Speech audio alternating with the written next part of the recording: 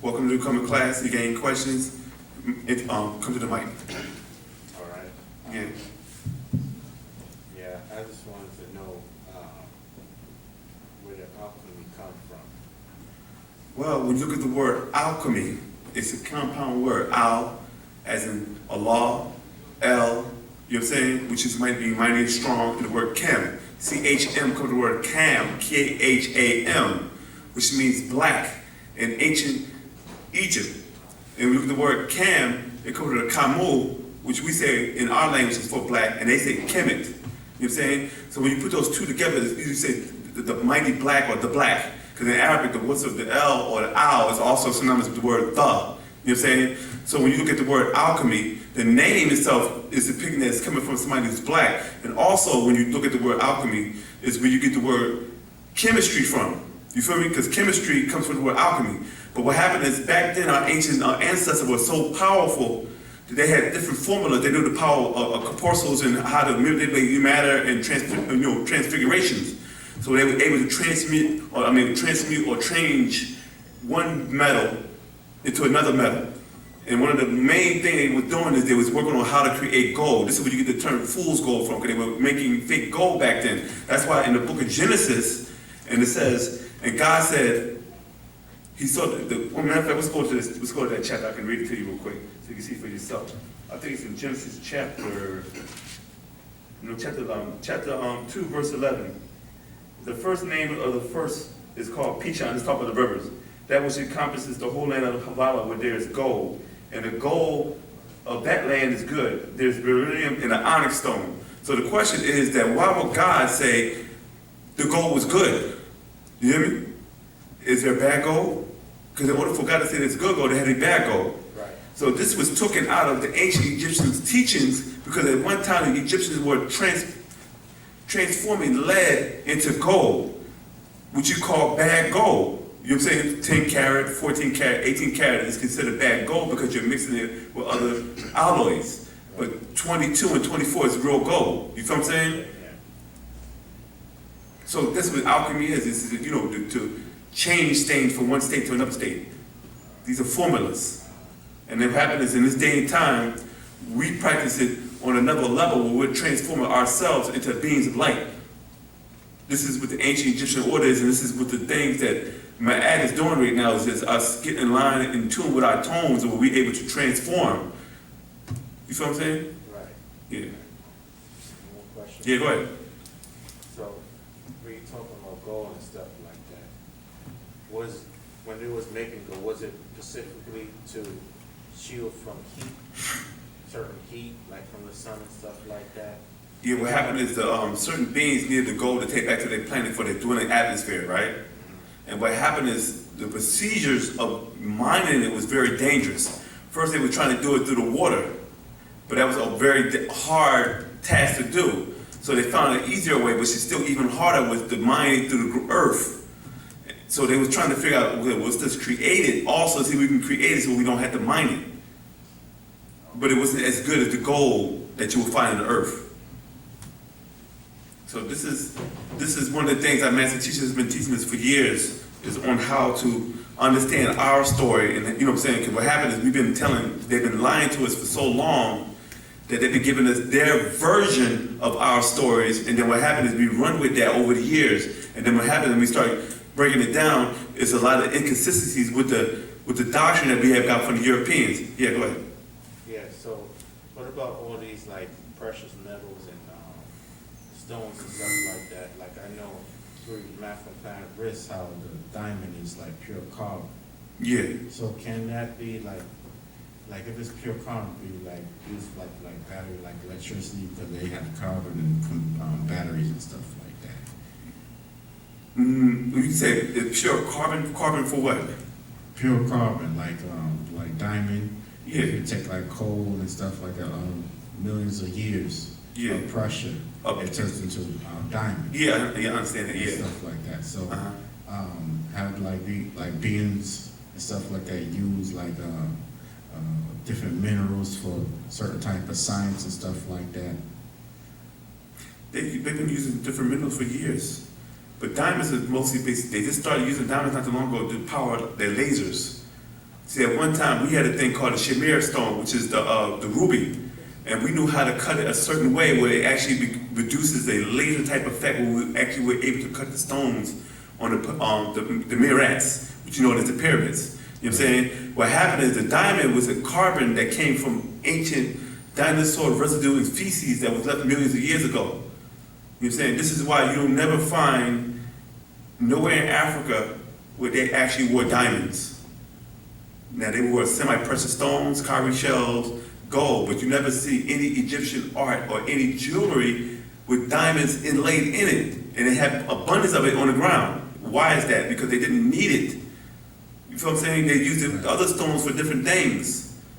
Semi-precious stones. They never used any diamond. If you go and do some research, you don't really find any diamonds in none of the Egyptian jewelry. You don't even see Africans wearing that. You might see it now in 2013, but when you go back to the ancient, like the Malians, the Dogons, and you go to different parts of Africa, you never see any type of stones or diamonds being used in any of their jewelry. Right. So when it talks about Revelation, when it talks about the crystal city and stuff like that, those different type of crystals and stuff like that were used for certain type of technology. Yes. Yeah, those are things that was crafted, that was powering what you call the man jet, which is what the Sumerians called Nibiru and the ancient Egyptians called a man jet, which you call a solar boat. You know what I'm saying? And what happened is these things were used for certain functions. See, that's what I'm saying, is at one time they wasn't using it, but now they use it later on because I said for the property is a laser that you can use it to amplify light. And what happened is when you're using solar panels, you might find an emerald here, diamonds here, this on this ship because they're using it for different things to deal with light energy. You feel what I'm saying? Right. The same way you would look inside a computer board and you look at the different stuff in it. When you're looking at a computer board, you're looking at different minerals and different elements that they use to create the motherboard inside a laptop. Right. You know what I'm saying? Just like we said before in many classes, people go inside the caves in what you call California and mine silicone. That's why they call it silicone valley, what you call quartz crystals and stuff like that. And they take these crystals and they use them to put inside of your flash drives and your hard drives because this thing right here has a silicone converter where it can trap energy, what you call light energy. And when you tap an empty space inside these quartz crystals, you can actually trap light energy inside of it. This is how you're able to store pictures, movies, music, and files on a hard drive through electrical impulse or currents that go into a wire, goes into your computer, onto your hard drive, all the way down to your microchip, onto a piece of silicone in the microchip, you feel me? Right. To store it. Right. So why is it that the technology was so advanced way beyond ours and stuff like that, and people today act like the stuff, they see right now is like new stuff, but that stuff is old. Basically antiquated. Because it's being reintroduced. You know what I'm saying? Right. So if somebody come up it's like you had a toy, and now somebody said, I'm gonna come up with a better toy. But now the toy got more technological. Say, well, I played with that before. Now you got an electronic toy that talks and walks. But back then you just had the toy, you did the talking and walking for it. So it's like things evolve. What happened is the ancients was using so much technology back then that when the European Makasus came into ancient Africa and saw what they were doing, they said these guys have to be gods. Because look, they're doing what you call mechanical engineering with the most simplest things. They were able to power pyramids up by tapping into the earth of the grid and pulling energy out of it that we call tachyon energy, which is a double helix that come out of the out of the pyramids. And what happened is this energy was used to power certain shams or Hindus, what you call spaceships, or flying apparatus that the Egyptians were using back then. Because the thing is, a lot of people say, well, the Egyptians were not having it. They always want to say that they came up with this first. But when you go inside your ancient books, like the Hindu books, they call it the Bhagavad Gita, and they call it thing Vimanos or Fananas, whatever, some type of flying thing. When you go to Egypt, they got Hindu. When you go to Mesopotamia, they call them shams. So when you go in these different cultures, they talk about these flying apparatuses. You know what I'm saying? But no, in religion, they want you to the only people that fly were angels. You feel what I'm saying? But when you go into modern day, then you want to say, oh, we didn't know how to fly until the Wright brothers over in what's the other guy? The Wright brothers was creating airplanes, but Da Vinci had blueprints on how to fly, and one of his drawings inside his sketchbook that predates the Wright brothers. Right. You know what I'm saying? But where did he get the concept from? So what happened is they always wanted to keep doing it. This is why a lot of the records in ancient Egypt were burnt in Alexandria by Julius Caesar and them, because they had a lot of that information written on those papyrus. Papyrus, you know what I'm saying? Right. So what happened is we're thinking that this is new technology, but this is something they were doing in ancient times. Because when you look at a boat, what does a boat do? Floats in water. Okay, what does a solar boat do? Uses power of the sun But from what? for the charge up. When they say solar boat, they're saying that where's the sun at? Space. In space. It's up. Yeah. So that boat is up where the sun is at. That's why they call it a plane. Because you're on a plane. We're on a plane of what you call ground. So basically, And then you got different levels of planes, and this is why they call this apparatus that go on the sphere called an airplane. And that's why they call this a plane it or planet. a planet. You feel what I'm saying? Or plan ET. Right. Yeah, go ahead. So basically, like the sun is a star, so basically propels off of different stars. Right? Stars are suns. Stars are suns. Exactly. Right. Yeah. And it basically what I didn't hear the other part. I didn't That's hear. what I was saying. So basically, they propel off of different stars in space and stuff. What does? Like certain ships and stuff. No, that's you dealing. See what happened is they charge up. Yeah, like they charge up by light. By They light. absorb. They have solar panels. That's where the technology came from. You know, it's extraterrestrial jet propulsion. Right. You know what I'm saying? So yeah, they do that like that. That's why if you look at the space airplanes that's made here in America, and you look at these so-called UFOs, if the UFO look like it has a beak or like aerodynamic waves, that means it's not a UFO. It's actually from here. So what? Because let me finish. Because UFOs ships don't deal with aerodynamics. Right. You know what I'm saying? Like they need wind currents to pick up for lift. Right. You know what I'm saying? The extraterrestrials don't work on that type of thing. They work on, what you call it, electromagnetism, how they jet propulsion in the grids Right. to go this way. They can either go forward, backward, side, up and down in any direction. Airplanes can't do that. They have to turn. Right. Because they're catching wind off a lift, and they ride on currents. Yeah. Any other questions? That's good. What would you say about between Lord Inky and Atum Ra? What's the comparison? He said Atu who? Atum Ra. What about it? What would be the comparison, or who would be greater? Would be Atum Ra, say Amen or Amun, Or and Lord Inky? We know that- Amun. Yeah. Okay, you're bringing two doctrines in. Yeah. You're bringing one from Mesopotamia and you're bringing one from Africa. You talk about the beings, right? Right. Okay, the beings are not greater than each other. They're equal in power.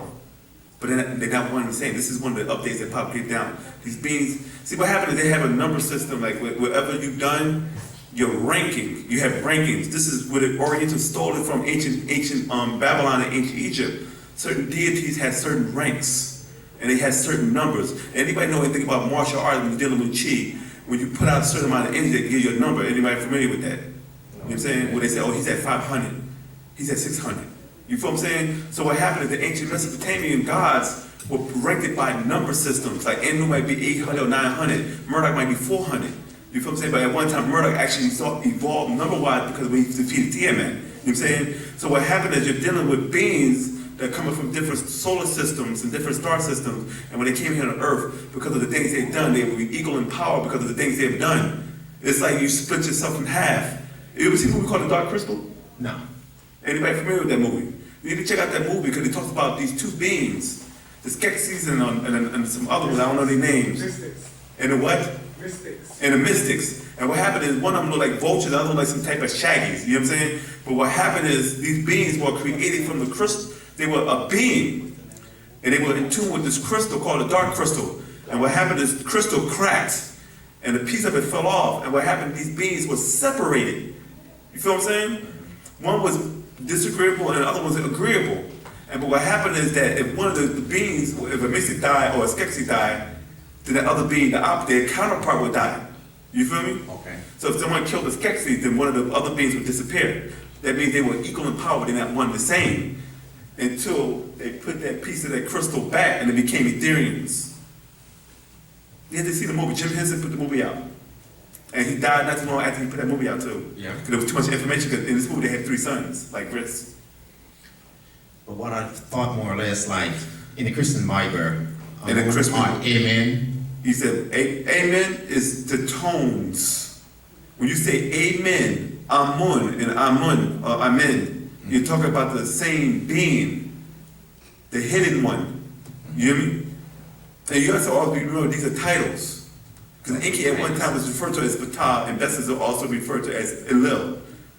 Because they were given equivalents. So like, who will be the equivalent to Ptah and Bes and Mesopotamia? Well, the only 2 people we know that were similar to the 2 brothers of ancient Egypt are the 2 brothers of Mesopotamia called Elil and Enki.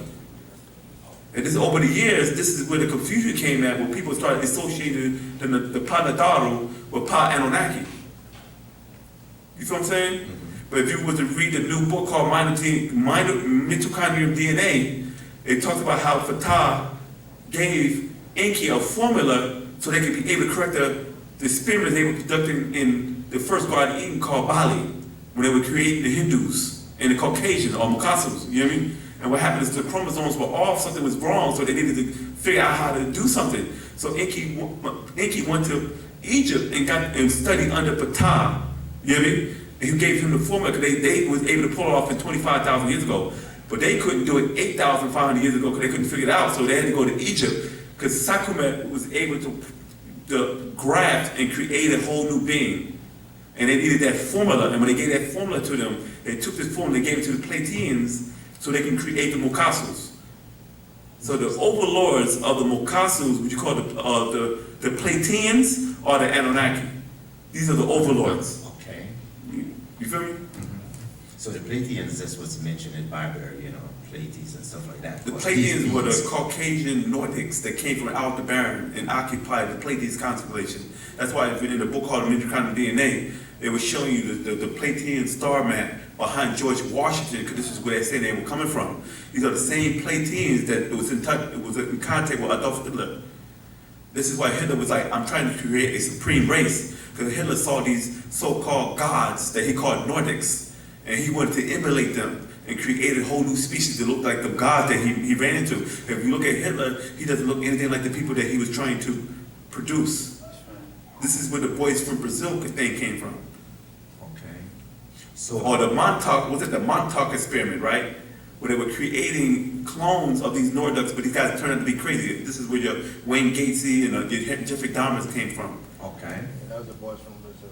Yeah. They tie in. Yeah. The other, I'm not to get you off subject.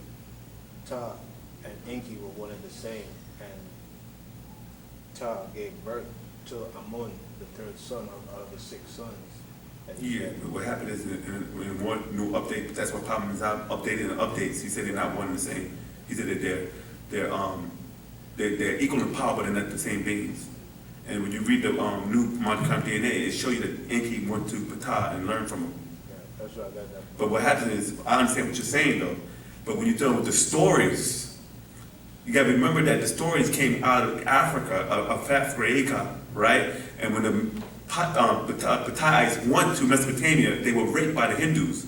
But the stories that they had of the Ptah and experiencing them made it over to Mesopotamia. And then what happened later on, the Sumerians grafted some of their stories into the Anunnaki story. And this is where you see, this is where the confusion came at, where you're thinking that they did the same. Because somebody created a whole new doctrine or a whole new spell and added that on to that. And this is the spell of Leviathan that came out of Mesopotamia.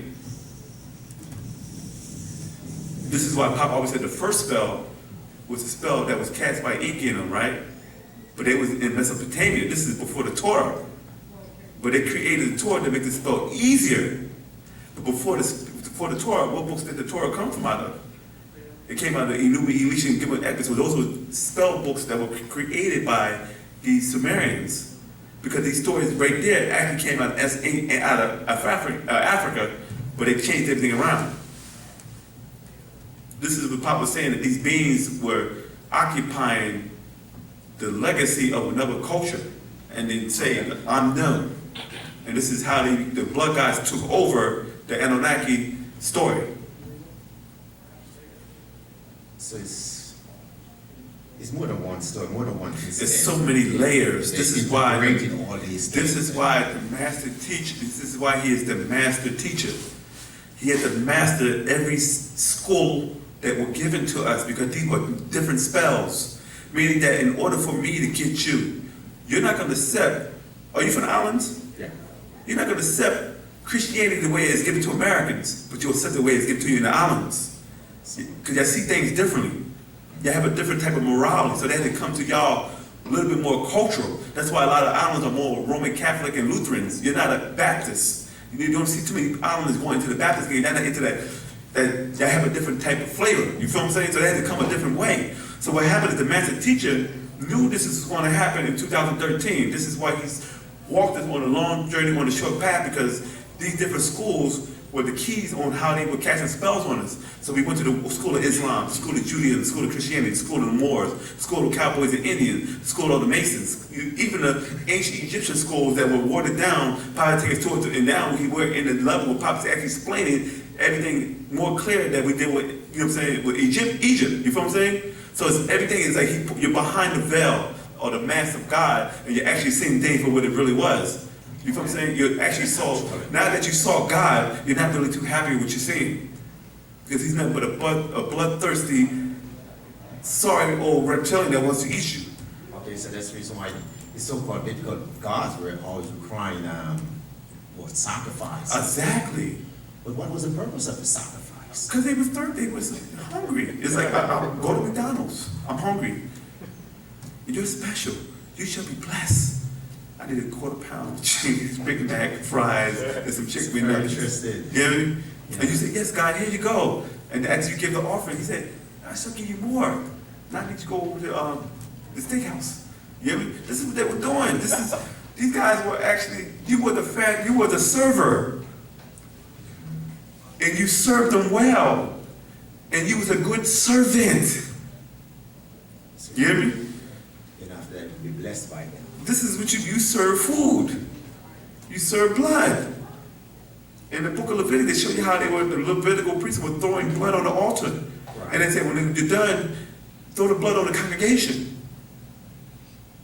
What type of God does tell you to throw animal blood on your body? So these gods, they weren't in a spirit form per se. They were. No, these gods were so advanced that you thought they were in spirit form because you didn't understand technology and you didn't understand holograms back then. Okay. You know what I'm saying? You didn't understand how you can transmit a voice and nobody. If I go back 4,000 years ago with a megaphone in the mountains and I start yelling, you'd be like, I heard God, but you don't see me. But I'm projecting it from long distance with a megaphone.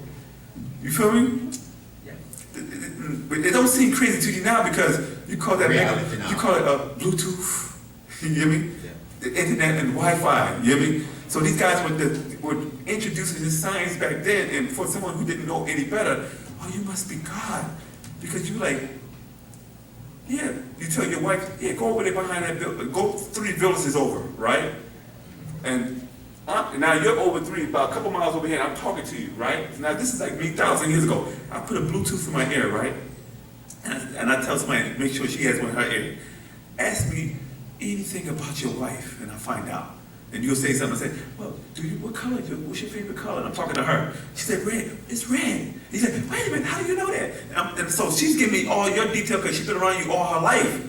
So you like, how do you know that? Are you reading my mind? So this is where the spookism come in. Because you have lack of knowledge and don't understand what's going on, then you start creating he's God and he's special and he's extraordinary. He must be a prophet. Because he prophesies and knows everything I'm going to do. He knows about my village, because I'm communicating. And plus I'm observing you. But you don't know that because these beings are so highly advanced in their technology, they were able to mask themselves. And certain people were only purpose to watch them and see them.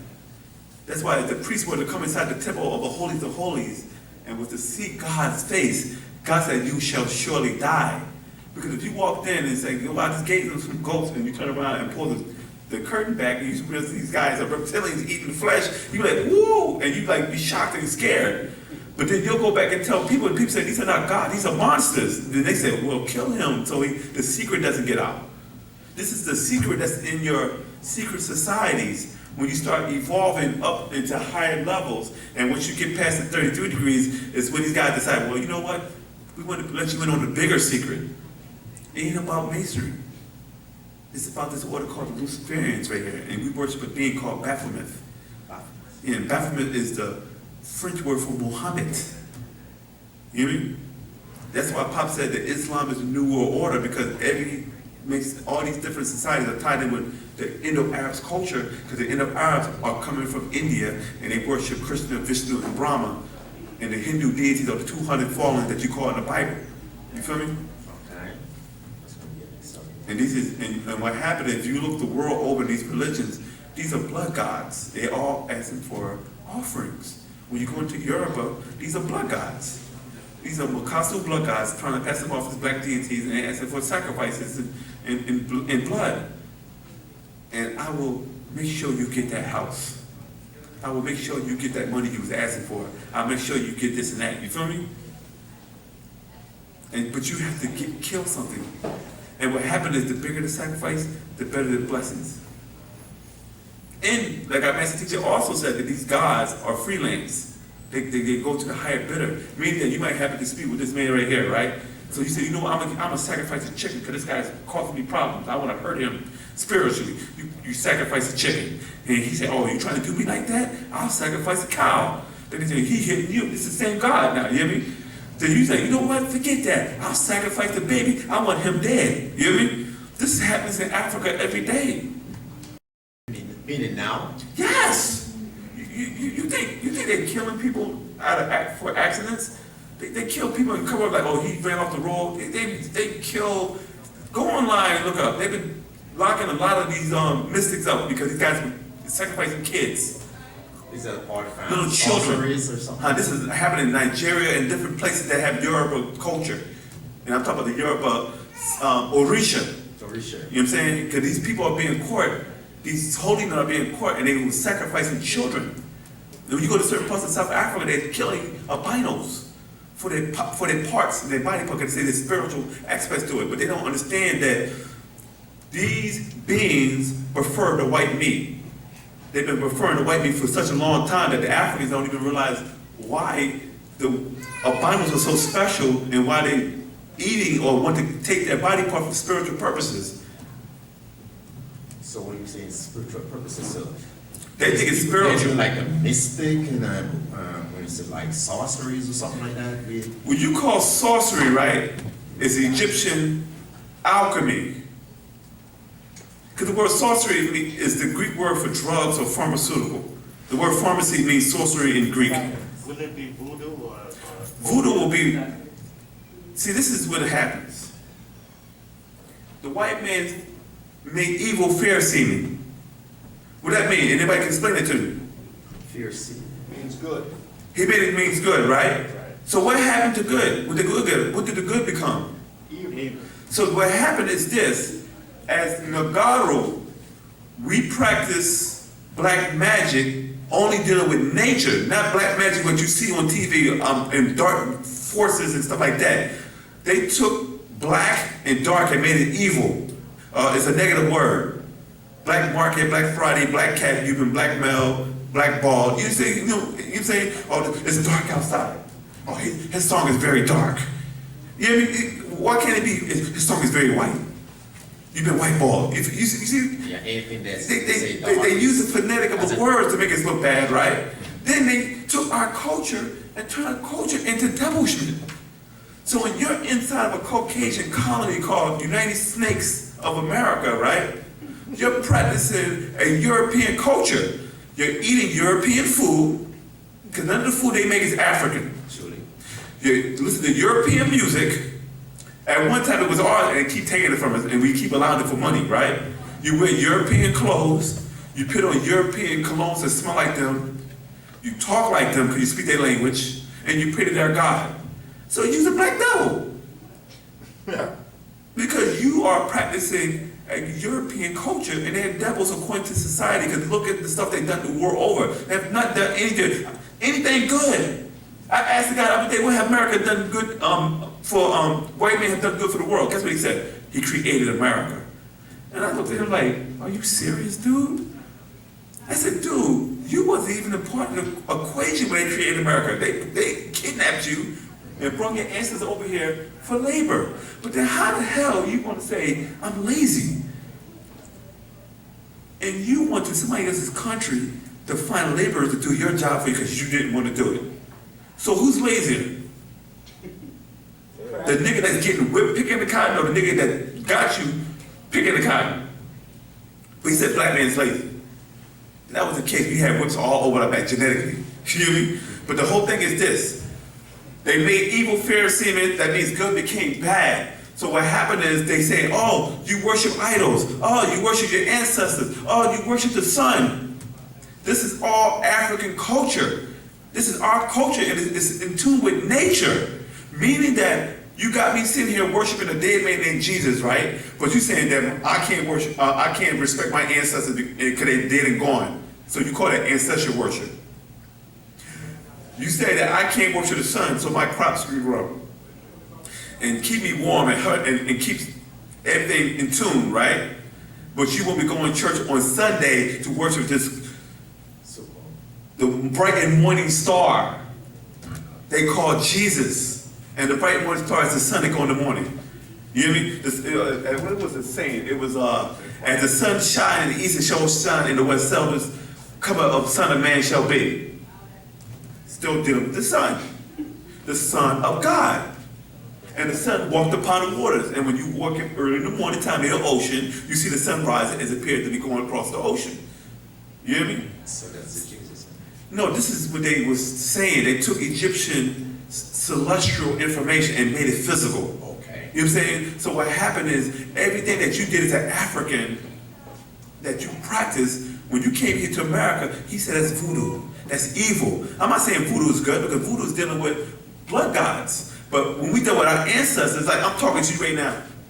Say you were my father, and I say, Papa, I need this. And you say, I got you, son. Then you pass on. I can't communicate with you because I don't speak my language no more. But then I get back on my same frequency with you. Papa, I need this. You got that, son. That's not ancestral worship. That's you looking out for me. Sure. You feel what I'm saying? But the Caucasian doesn't have the ability to communicate with his ancestors unless he performs rituals called seance or necromancer rituals, where their ancestors can incarnate into someone's body and take over. This is what you call possession. This is why a lot of your artists and your entertainers are being overtaken by disembodied spirits that was dying off and they needed a host.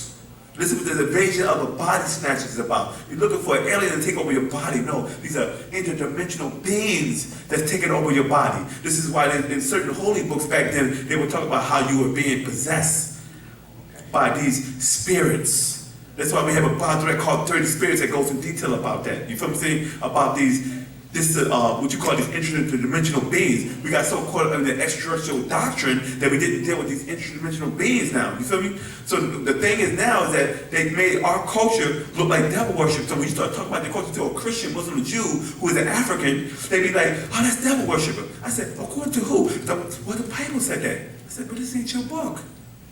You're not from Lebanon, you're not from Saudi Arabia, and you're not from Rome. So these three religions are coming outside of Africa. Break down the African version of our story, not someone else's. How can you sit there and have a debate with me and you're using someone else's culture? How can you tell me that I'm too old to date a 17-year-old is illegal by law here, right? But they say I'm too old. According to who? You're too old. A male is a male, whether you're 20 or 40. Who said it's too old? According to who? These guys created laws to suppress us. A woman period, menstrual cycle comes on at the age of 13. That's nature. When you go into the Quran, the Bible, and the Torah, these people in here were younger at the age of 13 and were being married according to their laws that they call it a bat mitzvah or a bar mitzvah when you become an adult at that age. Because now you're in America, they created a school system where they slowed down your learning process that you had to turn 18 before you become an adult. So they came up with a new word called a teenager, which means a betweener. Because that's where the word teen comes from, between young and old. You feel what I'm saying? But you live to be 120 years old according to the Bible. So how can you be a teenager from the age of 13 when you come into your, what you call that? Your puberty, right? But puberty is when you're supposed to become an adult. But they say, no, you're a teenager. You're in between the time puberty starts and when you turn to age 21. Legally, according to our laws, when you can become an adult. Okay, so what's of it? The things are framed on his policies, his laws. His Huh? custom. What's of it? The things are being framed on his laws. No, as his culture. morality system. He creates laws, right? But then he turns around and go against his laws and say it's about the morals. There's no such thing as a universal morality. Meaning that if I say, oh, it's wrong for him, he's too old to date my daughter. He's too old, right? That's my own morals. But I can't put that out there in the world because people in different cultures have different moral systems. Some people might date younger women. Now they got the point that when you bring in democracy around the world, worldwide, these systems are created right now to bring in European state of mind, meaning that this guy is not, he's too old to be marrying her. You're going against democracy. But democracy has nothing to do with our culture because we've been surviving for so long. This is why Mugabe is kicking the government, United States government out of this country. Mind your business. You can't tell me how to run my country. I don't need no pink man to tell me what to do. This is what Mugabe is saying. You know what I'm saying? Different African leaders are starting to wake up and say, I'm tired of y'all guys governing us. You guys do the most satanic stuff in your country, but you want to come and tell me I'm doing bad things because I don't follow your way of law. But if I follow your way of law, I'm going to jail. But y'all can get away with it. You said you make laws against to help homosexuals out, but then you won't pass the laws to help them, but you have homosexual relationships with your constituents. These are your senators and your congressmen. They said that, no, we're not going to pass a law for same-sex marriage, but you have a male boyfriend. You feel me? These are hypocrites. These guys are witches and warlocks playing double roles. They're straight on the fence. You feel what I'm saying? So they try to make it seem like the black man culture is demonic, and we're really practicing a demonic culture of what they're doing. Because, look, listen, let me ask you a question. I'm explaining to you the American culture to you. When you get older, the first thing you do is you start becoming where they teach you. Your ABCs and your 1, 2, 3. Mary had a little lamb, C's the white is slow. These are spells, right? The first thing they do is, hey, I ain't got time to babysit you. Go watch TV. Now you're watching televisions. And you're being programmed by television programs. And you're being indoctrinated by pop culture that the European wants you to watch, right? And you're watching Batman. And you're watching Superman, right? And Captain America and Spider-Man, right? And you're not realizing that you're being indoctrinated with subliminal homosexuality because these are grown men with over-exaggerated muscles and leotards running around with capes on. You hear me? Okay. And you're loving that because the first thing you do as a child, and we all guilty of this, you go home, you go back to the house or home, and you start drawing your favorite superhero, and you make the muscles extra bigger, and his biceps bigger, and put a couple veins in his tights, his muscles, and you're not realizing you became a subliminal homosexual. Exactly. Now Halloween has started, and now you want to put on leotards. And you would have put on your mother's bed sheets and walk around with a cape on. And I'm Hyperion Man and whatever. You look like a fruitcake. You hear me?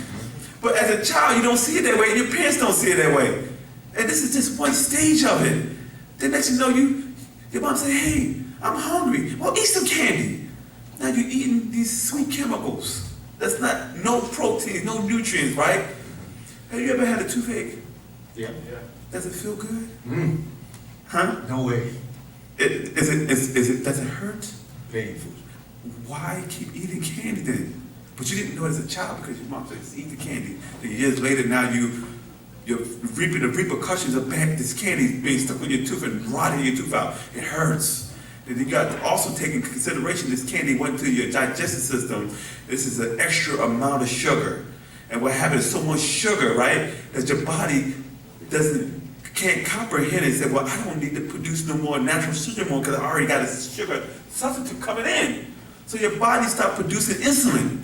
So now guess what happens? You become a diabetic. And then you gotta go to dialysis to get your blood pumped. And you're sick and you're taking these medicines and they're supposed to help you. But then now your liver's going out because of the side effect of the pills you're taking. And you can't get an erection. Now your wife left you for Romeo because you can't, manage the fish no more. So this is what happens in America. They call it the pop culture. I'm not finished with that. Then they tell you, hey, it's cool to smoke a cigarette because you watch James Dean and Cool Hand Luke and Neo, them smoking cigarettes. And then you start smoking that cigarette and it tears your lungs up. And then you're 85 years old with emphysema and you're like dying from cancer. But you wanted to be cool because this is American pop culture. Hey, get yourself a drink. You're watching your favorite movie and these guys are spending millions and they're playing baccarat in 21 at the casino. These guys got drinks in their hand and people floss in the video with the ice and all that. And you're like, oh, I'd like to get some of that Patron. Oh, I'd like to try some of that Cristal. You become an alcoholic, now your liver's going. You hear me? And then you're at the Vita or the hospital getting medication and the side effects is messing up your body. Now you have heart problems because the side effects messing with your heart. You hear me? You can't see because the side effects mess with your vision. But it killed that. But it caused some other, now you gotta take medicine for this side effect. And then you gotta take medicine for this side effect. Then you wonder why this 85 decrepit old lady who can barely walk, and she's taking 15 to 20 different pills for pill, and you trying to figure out, this chick is dying. She's taking these pills just to stay alive because the pills are killing her. Instead of dealing with natural herbs or just like, what's this going to do to the problem? Stop participating in American culture. You drink the alcohol, you smoke the booze, you put chemicals on your body and say that it smells good and it gives you skin irritations. And you never had eczema. You hear me? You put the stuff on your hair that's going to give you waves until your hair falls out at age 27. You go to clubs and pay good money, or what you call it funds, like the master teacher said, right? So you can have fun. And you go to the club. That's what the club does, right? And you listen to the latest hit. Right? Yeah. And then you get, the speakers are hitting your body with frequencies all day. If I go to the chalkboard and take a piece of break, you be like, right? But now you listen to music that vibrates on that same frequency. So what is that doing to your nervous system? Then you wonder why you smoke cigarettes and drink booze because your nerves are bad. I need to smoke a cigarette to calm my nerves. Nigga, you came from a wealthy family. What nerves you got? You don't even work. You got a nice car, you got your own apartment, you got money, you got girls. Why are you smoking cigarettes to calm your nerves for? Because your body's being exposed to all type of crap. So right now, by you being 100% participant in American culture, you became a black devil. They have finally got you to break down and participate in their sick acts. Now you're taking ink and put it to your pores and saying, I got a nice tattoo. Then you got symbols of warlocks, demons, and Harry Potter all over your body and you don't even know why you got it. Looking like, what's that guy from Motley Crue and Guns N' Roses. And back in the day, you used to laugh at the heavy metal guys. Now you got niggas looking more heavy metal than the niggas that was heavy metal. Wearing bandanas and wearing chains and had their butts hanging off their pants, and they get now niggas, because they can't grow fur, they get dreadlocks so they can swing their hair like, I whip my hair like this. You hear me? You became a Caucasian. He's a black cracker. Wearing Hollister. Huh? Wearing Hollister. Hollister, oh, that's the most horrible. This is a shirt that says Hollister. People say, oh, I got that Hollister. That's the most bootleg name I saw in my life. Yeah, go ahead though. It's pathetic. It's very pathetic. But we, as a race, have became pathetic. And then when you're African, come away, my brother, because you look just like one of his relatives. I ain't your brother, nigga. I'm American. I ain't from Africa. This is, you became this. You don't understand how serious this spell is. For you to say that is a form of sickness. I'm not an African.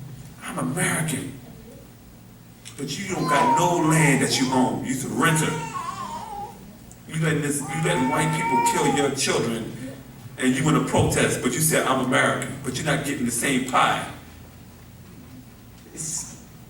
It's a division, it's a line that's right there, you know, where it's like, okay, you have been kidnapped from Africa, brought here for a purpose, not for our own interest. They brought you here for interests of blood. Europeans. The So it's European- like they're still administering the same type of behavior. Yeah, because Secretively. yeah, no, it's not. No, they're not. They never was secretive about their behavior.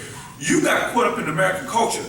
That's what I'm trying to tell you. You got distracted with your Cools and your Newports and your Patron and your Ice House. You know what I'm saying? And your Lamborghinis and your condos. You forgot white man never changed. He was still beating you down with the water holes and the dogs. He never changed, bruh. How old are you? 56. 56. A couple years ago, 1968, you was around, right? How many times they called you nigger? You know, honestly, But you from the islands. It's a different type of mentality. But over here, we couldn't eat from the same. Was you in the United States in the 1950s and 60s? No. Okay, that's what I'm saying. Well, I can't go by you because you was in the islands. Well, over here, let me walk you down memory lane. Over here, you could not sit in the front of the bus. You had to move to the back if a white person wanted to see you. You couldn't drink from the same water fountains, them only for whites only. You couldn't eat in the same restaurants. If I see you coming in my crib, I'm gonna beat you down, nigga. Dude, it was some serious racism. You hear me? No in racism. this is Yo, it stopped in 1968. 68. Yes. Can anybody verify that, please? Is that true? Ask me why it stopped. We saw all of that on the evening news. Yeah. Hosing people. Ask me why it stopped. They shot that man in cold blood, and niggas was mad. Black people were mad, and they were rioting. And the white man said, "Oh, I didn't know they was so aggressive. And they've been so suppressed for the last 200 years, or you know what I'm saying, in 300 something years in America. The white man thought these niggas is punks. But then shot King, oh, you saw a whole nother nigga. They had to bring James Brown, perm processing and jigger-jagging hands in to calm him down and throw some free consonants. Because niggas was tearing stuff up. You hear me? Because they shot that man. That man was not a revolutionary person. He was not aggressive. He was a man of peace. And he was like, let's come together. He was a very positive person. He wasn't talking about kill white people, nothing. He was like, let's come together. And you killed him. Black people had a problem with that. When they killed Malcolm X, oh, he's a radical anyway. But they killed King. Oh, they set the niggas off. Niggas pissed. You know what I'm saying? And guess what happened? It's 1968, right? That means you had children born, white children was born in 1968, right? By racist parents. They didn't stop you. They didn't want to teach you like, well, King got died. They're not niggers anymore. That's not going to happen. These guys still around. Anybody my age is a racist. You understand what I'm saying? Because they were raised in a house of racists. That's right. They never changed. They just went and hide. They smile at you. And they gave you a pack of Cools. Hey, here's some Patron. Oh, you like that Ford? There you go. I'll give you a discount on it. They never stopped being racist. Look at the news right now. The Trayvon Martin has reunited the white man. The white man has came out of hiding. They having nigga parties on the internet. Nigga this, nigga that, nigga this, nigga. Every time you turn around, it's these niggas. And you see how they just glorifying Zimmerman. Zimmerman's like their God. You killed one of those nigga boos. They happy. You know, that's sad. They said, well, you know, the people that's entertainers ain't gonna say nothing, but the regular white Americans is happy that Trayvon Martin got killed. Look, I'm online, I'm on YouTube, I'm on Facebook. There is some real racist stuff up on there. You be like shocked. You know, you seen it, right? You know what I'm saying? But they never stop being racist. They're just more corporate with it. They're just more smiling. Like, you know, I can make more money off you by not calling you nigga in your face and have you buy my product. Because if I say you're a nigga, you ain't gonna buy nothing off me. Probably not. I mean, you're not. But niggas don't care no more because now we're in 2013. Hey, you can say nigga, white man, it's all good. You my nigga. Now the white man can say nigga and people don't get mad with it anymore like they used to. You got people like Kanye West and Jay-Z letting the white man say, you can call me nigga all day. I got $400 million. You can call me what you want to call me. Greece covers that. Yeah, I guess it was rough. yeah. And never cousins. And with that, I'd like to pass the class over to my brother. You ready, man? My aunt, Sin Ature. Oh, my fault. Let me A cat ature. I'm sorry about that.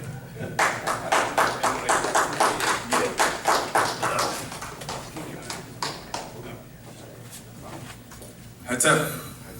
Anybody have any questions at the moment? Can you explain the non-ether and behind the nine ball? What's that? I read that in my brother is terrestrial. I didn't fully understand it. Okay. The term non-ether was first introduced in 1963 by our master teacher, who was formerly known to us today as Pleiadians. Back in that time, before I was born, he put out a series of books that was published in 1967. It was called Behind the Nine Balls. Along with those books, you have Bible interpretations and explanations, the mechanic of the mind, and many other dynamic books during that time in the 60s. You know what I'm saying? Now, non-ether, as it's explained to us today, is a combination of all existing gases in nature and conscious gases. You understand? Nah. Okay, All conscious gases. conscious gases. You mean like hydrogen, or like atom like that gas. This is really stepping into subatomic particles and quantum physics and mechanics.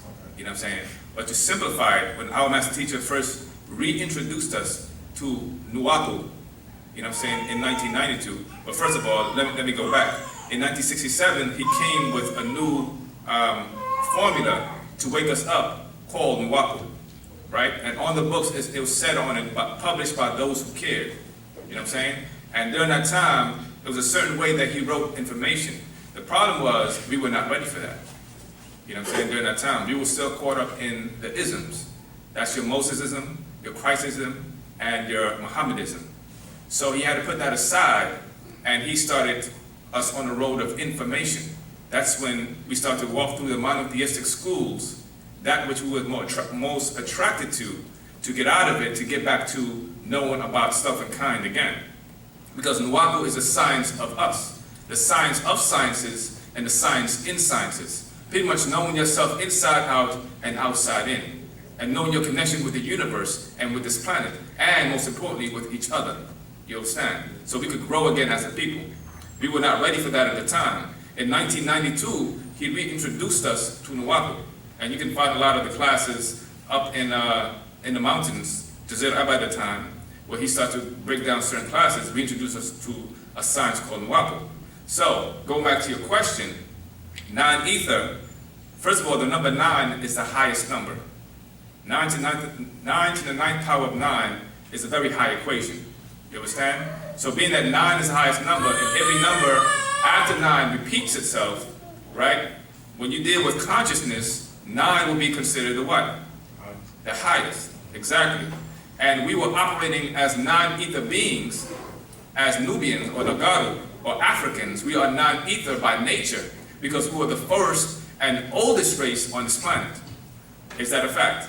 Yes. They found the oldest bone dating back 7 million years in Africa now. You understand? That shows you how old we are. And we have the strongest genetics. Nothing on this planet has the hair texture that we have. Nowadays, we're everything in between. But the strongest genes can be found where? In Africa. And the highest consciousness can be found where? In Africa. There's nowhere else on the planet that you see such grandeur as the pyramids and temples that's aligned harmonically and proportionally on planet Earth. That science is that they're still trying to figure out how it was done or what was its purpose. You understand? Those are our mysteries. That's why we're mystery people. Now go back to 9. We operated on the capacity mentally as non-ether. You understand? When you deal with number. This is why I said non-ether is a combination of all existing gases in nature. Say non-ether? Non-ether. Okay. The combination of all existing gases in nature and conscious gases. You understand? That's what non-ether is. Now, also with the learning of non-ether, our master teacher introduced us to another form of ether called 6 ether. And 6 ether deals with lower forces. 6 ether is dealing with the mentality a lot of our people has adopted today, which is the religious mindset. You know what I'm saying? Being other than self and kind. That is operating on a lower force of 6 ether. And then even lower than that, you have 3 ether. And that deals with specters, or lower forces then, or demons, on that level. You know what I'm saying? But we have a lot of books, you know, a wealth amount of books that really digs into that. You know what I'm saying? Yeah, what is Wu-nuwaupu would actually be a very good start for you. What is Wu-nuwaupu? What is Wu-nuwaupu? You know? Any other questions based on that? That's the only thing I can understand in the book, but he was trying to explain, I just didn't get it. Two more. Thank you. Okay.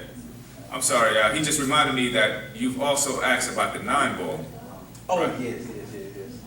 My apologies.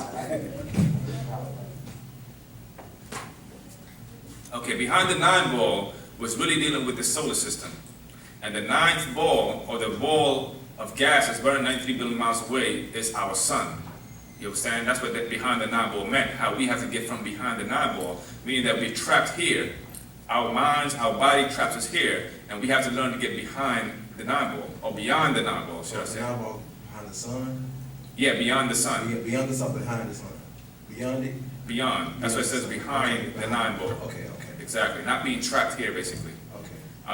But once you start picking up the books, like What is Wu-nuwaupu, and other series of books, like the whole Right Now series really goes into that.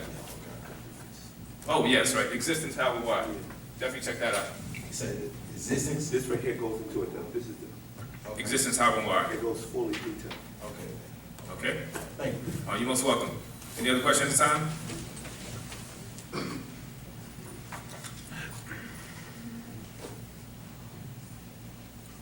That's it. What's that? How are you? So, ether is basically, you said, let me get this right, conscious gases and non-conscious.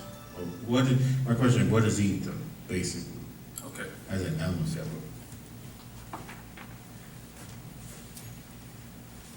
One thing our master teacher always advises us to do is always research, always investigate, always look things up.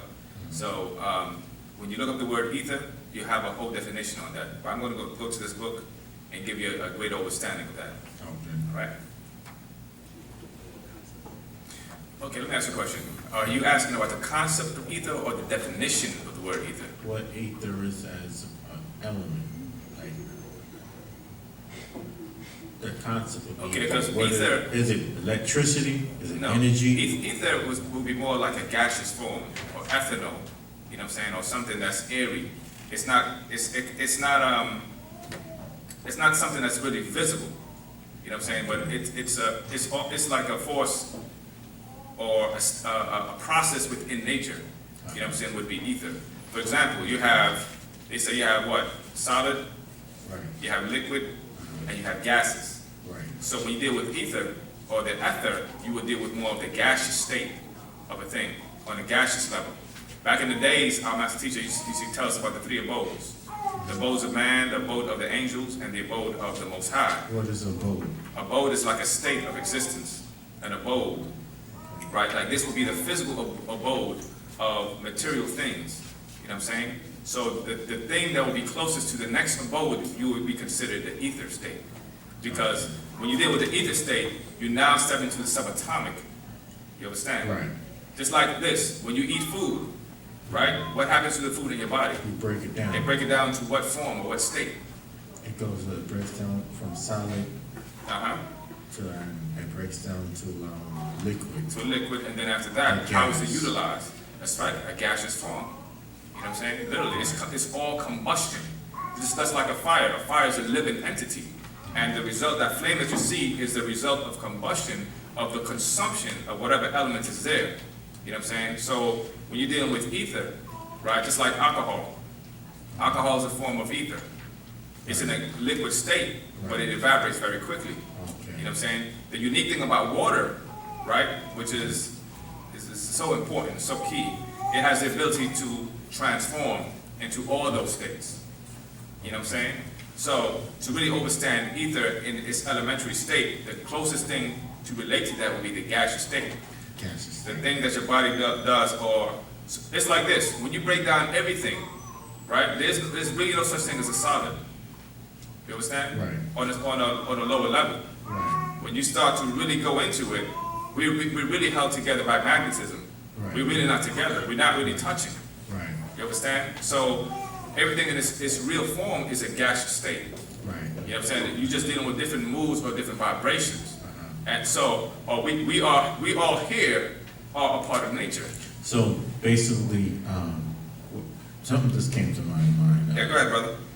So basically, if you have the ability to speed up your molecules and stuff like that, you can change your whole state in the sense of like invisibility or something of that nature.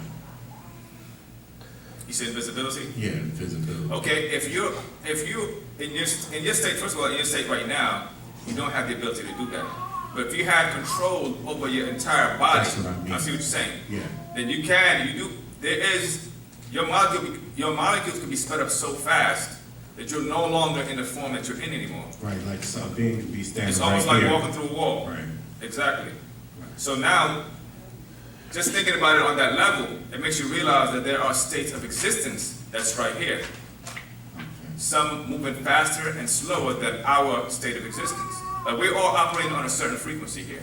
This is why we're able to relate to each other. So when you talk about ether, we're going 1, 2, 3, there's different levels, different Right. grades. Exactly. Let me do it this way. This is how our master teacher broke it down in the 9-ball series. When you're dealing with ether, you have a circle, you have a line this way, you have a line that way. Up here you have 9, right? Here you have 6, and you have 3. You understand? Understood. And if you look at this is also a diagram that deals with creation or existence. When you read existence how and why, or the cycles, it speaks about transforming from the state of nothingness to the state of something. Right. Now, when you're dealing with 6, when you're dealing with a 9 is always spiraling up. You understand? And 6 is spiraling down. Exactly. You have ascension and you have perversion going down. The thing about us as Africans, when we were kidnapped over the last 6,000 years, when we were under the spell of sleep or Leviathan, right, we have descended etherically. We are descending consciously, and being that we were mixed with these Makasu, or these lower force beings, right, genetically we have weakened also. But the seed of non-ether, or the divine spark, is still there within us. And this is our link to our ancestors. This is why it takes somebody special who comes every 24,000 years, right, to raise our vibration, that we may make that connection or contact with our ancient ones, To be and able to ascend back ascend. up. I'm sorry? To be able to ascend you. Exactly. That is what Ascension is all about. You know what I'm saying? So back when we were learning more about religions, our idea of spirituality and ascension was all Hollywood or biblical. You know, it was a kung fu movie. Nice. You know, you sit down and the guy's just sitting there and he's just charging himself and he's ascending. That's not real. That doesn't work with us. We have to be the one to liberate ourselves, being that we are the highest as far as etherically. And that ties into our consciousness also. Go ahead, brother. It looks like you got another question. Yeah, so where did they get the Ethernet from? Where did who get the Ethernet? Ethernet as far as these people that make computers or whatever. They must have got it from because the word ether. Yeah. And you look and say Ethernet. Right. The Ether network. Right. I got you. I see what you're saying. Well, I'm not too mechanically inclined, but I do understand that the Ethernet is a faster way of processing information from the server to your personal PC, your personal network. But my question, since this is all science and everything, can different beings go through the like Ethernet and stuff like that, as like energy or whatever? Exactly. Thank you. I appreciate that. Yeah, it's called White Noise. There's a book. I got it right here. Feeding the Forces. It goes into it even further. But the thing about this is this: light and sound are frequencies, and we are constantly bombarded with those frequencies. Whether we know it or not, we are being affected by them every single day. What you see, our master teacher broke this down in Patarak. What you take in becomes a part of you. Right? What you see and what you listen to becomes a part of your actions. You understand? What you eat becomes a part of your DNA. You are literally what you take in. So when you have beings who have, go It's ahead. like- You said like we're a flash drive or something, kind of like, but more advanced or something. Absolutely. Your computer will be your hard drive, if you look at it that way.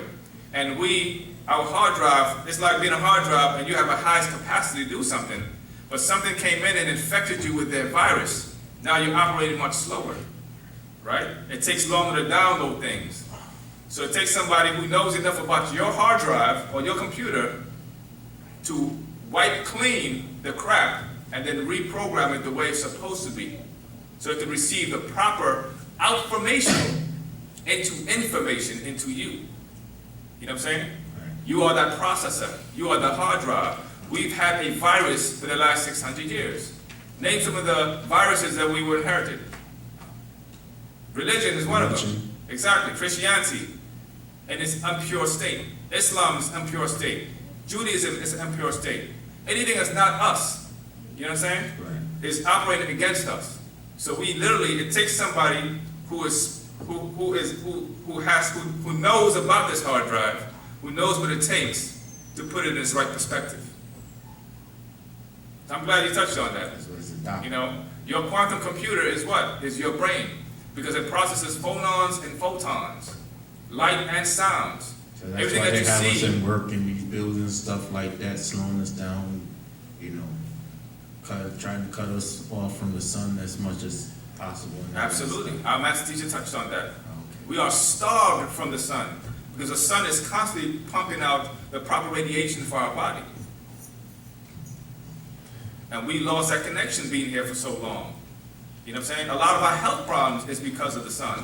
So that's- Everything from obesity to depression to anger, you name it. A lot of it is literally because you're not in the sun. We used to be in the sun 9 hours a day, 9 hours of the day. So that movie Superman, where it's up there, they try to flip that stuff. I like that was coming. Go ahead, say it You again. know, like this man come from kryptonite and Krypton and stuff like that.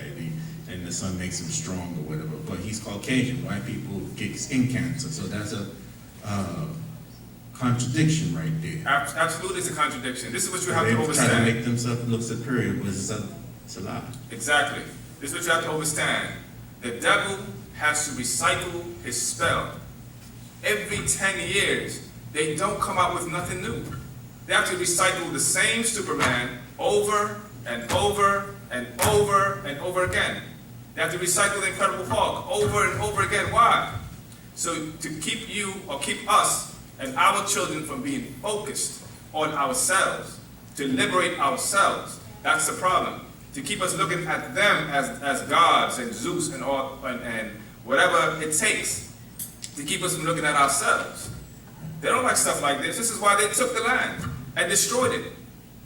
They don't want your children to look at Egyptian deities or see themselves as greatness. So yes, they have to come out with a Superman and a Batman, you know, and Avengers and all these superheroes. They magnify it even more. They spend billions of dollars in these movie industries. For what? What's the purpose? To move you a certain way. It's a movie. To move you emotionally a certain way. No, not to brainwash you, to brain dirty you. Our brains need to be washed, like the master teacher said. Go back to the hard drive. If I pump the hard drive with all this crap, what happens to it? It's a lot of junk. It's dirty.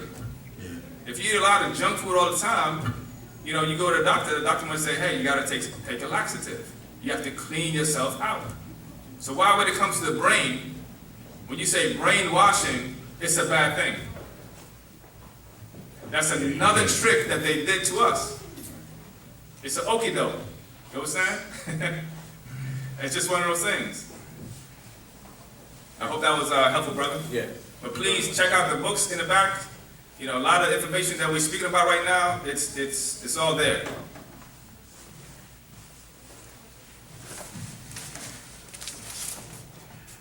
Yeah, it's all good. Okay. Anybody else have any question at this time? Please feel free to come to the mic. Hope everybody brought their tools, pen, pad. For those who are Christians here, bring your Bible. For those who are scientists, you know, chemists, you name it. Anybody have any questions at this time, please come up. Yes, that's that.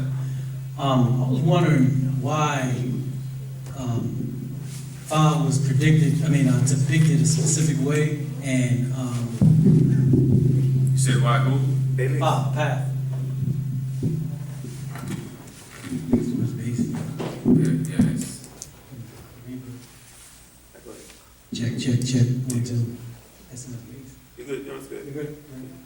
Why path was depicted a certain way, and Best was depicted a certain way. Like, he was kind of always depicted as like, had his tongue stuck out. Is there a reason, the difference in the way that they were depicted, as far as like dealing like with, maybe positive, negative, or whatever the case may be? Okay, I'll do my best to answer that question. Well, first of all, you asked about Ta, right? Now the deity Ta also symbolized the first stage of the Neolithics coming from the waters. This is also why it's depicted as being green, and sometimes you see Ta, like the statues that we had. If you ever been on Tamaray, you see a tall statue, and Ta is covered literally in scales. So he symbolized that stage of our evolution, for lack of a better word, coming from the waters onto the land. You know what I'm saying? And if you notice, both Ta and Bes were very short in status. So they both symbolize that. Now, as far as Bes, our pastor teacher pointed out that in different cultures, even in North America, China, right, you'll see different depictions of Bes. And most of the time, he is depicted in that way, with his tongue sticking out and things of that nature. There was a class that my teacher spoke about this a long time ago, how the deity Bes was revered and respected as one of the oldest deities. When the evolutionary Tahites, when I say evolutionary Tahites, meaning those who came back, who migrated from Mesopotamia, who came back into Egypt and brought their cultures, right? And they were suppressing the Tahites during that time. The highest mystic amongst them, he said, was Bes. So they respected Bes in that way. And when you look up about the deity Bes, he was a protection deity, and he warded off evil a certain way. So that look was more like, I'm warding you away. You could hold on a second. All right. My good brother also pointed out how Bes, he dealt also with being a lion. This is why he also adorned what looked like a mane. You know what I'm saying? So that also was a symbol of warding off. So that was helpful. Are you in the ancient Egyptian order? Okay. That's the god of dance and music. That was a part of his attributes. Also, And with that question, I'm going to rotate the class to my good brother, Atun Hutep Emre Atun Reye.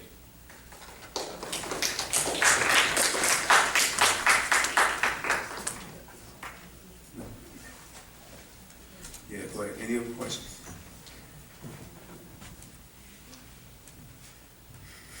I'm wondering the time frame of the Agluads. When you say time frame, what you mean? How I mean, yeah, exactly. what happened is, you gotta understand that our ancestors did word of mouth, from mouth to ear. And what happened is, when they migrated out of Africa and went to what you call Mesopotamia or Sumer, they were attacked and raped by Hindus and created a hybrid called a Sumerian. You know what I'm saying? So when they came back into Egypt, then the stories that were told about the odd gods, right, got changed over there, and they called them the Anunnaki. You know what I'm saying? But what happened is, when they came back to Africa, they influenced the culture and went into a whole different direction. You gotta remember that our ancestors didn't need to record stuff on the walls at one time, because everything was, they were communicating to telepathy, and everything was sacred and guarded from mouth to ear inside that bony cage. You feel what I'm saying? So what happened is, when they came back, when it was, their genetics was infiltrated with another gene, they would start putting secrets and stuff up on the walls and start recording everything. This is why the Europeans are always saying that the Sumerian culture is older than Egypt, only because it's the first historical records, which is the oldest. But they never acknowledge that there was a pre-dynastic Egypt. They always go by the 46 dynasties. Exactly. So when you talk about ancient Mesopotamia, older than Egypt, you're talking about the 46 dynasties. You have to remember that before Pharaoh Namir, you know what I'm saying, or Menes, brought Upper and Lower Egypt together, because Upper Egypt will be actually South Egypt. You know what I'm saying? That would be closer to the ocean, you know, where the Nile stops at. And Lower Egypt will be North Egypt, which is closer to Nubia. You know what I'm saying? Because the river flows in the opposite direction, while every other river flows the other way. You feel me? So what happened is the deity of Upper Egypt was Wedjet, which is the cobra deity, and of Lower Egypt is what Nikibet, the vulture deity. So what happened is you had two pharaohs. One ruled this city right here, and the other one ruled this kingdom. You feel me? But what happens is when Namir came into Africa and conquered both sides, he brought them both together. And this is why when you see the Egyptian statues, you mostly see the pharaohs with a cobra and a falcon, a vulture on the muds, or the headpiece. You feel me? Because these are two different, that means you became the ruler of both kingdoms. So 'cause Egypt was always separate. It was never like one Egypt at one time. You know what I mean? So what happened is there's hundreds of pharaohs during that time before it actually was unified and became what you call the pre-dynastic era. And they didn't record nothing because they didn't need to, because they didn't really talk or spoke a language, because these guys communicated through telepathy. And what happened is when Igbo invaders came into Africa, they created these languages so they'd be able to communicate with outsiders. And this is what the hieroglyphic language is about. This is why they always said the word, the hieroglyphic language is actually a picture language. What is a picture language? Now I'm asking anybody, do anybody know what a picture language is? Do anybody know what sign language is? That's a picture language. You know, you give signs, like, you know what I'm saying? I do like that, I'm saying what? If I do like this, I'm saying what? Yeah. You hear me? If I do like this, I'm saying what? I don't really, you don't need a language for that. If a chicken like this, you know, it's so different thing you can do, right? With your hands. Huh? So the whole thing is that that's a picture language, it's a picture sign that you actually can interpret it, and you can know what it means, and no words are required. Back then they were able to do that, and these picture languages were the same way, that you're actually looking. That's why in the ancient scribes had to learn thousands of words. We don't, like us, we had like alphabets 24, they had way more in the thousands, because this is how they communicated, you know what I'm saying? But they didn't need a language with it because they communicated a certain way. But when people came in, then they had to put sound onto the symbols. Ah, ba, ka, you know, pa, you know what I'm saying? So you tones, because these guys spoke with grunts.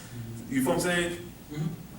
So what happened is, this is why these records were not recorded, because they didn't need to. But then later on, when languages came about, that they start deciphering and start putting stuff on the walls. Yeah, any question? I'll let somebody else. I mean, it's all good. You can ask a question, don't worry about it. It's all good. Ain't nobody getting up. I mean, you know, go ahead. All right, go ahead. Yeah.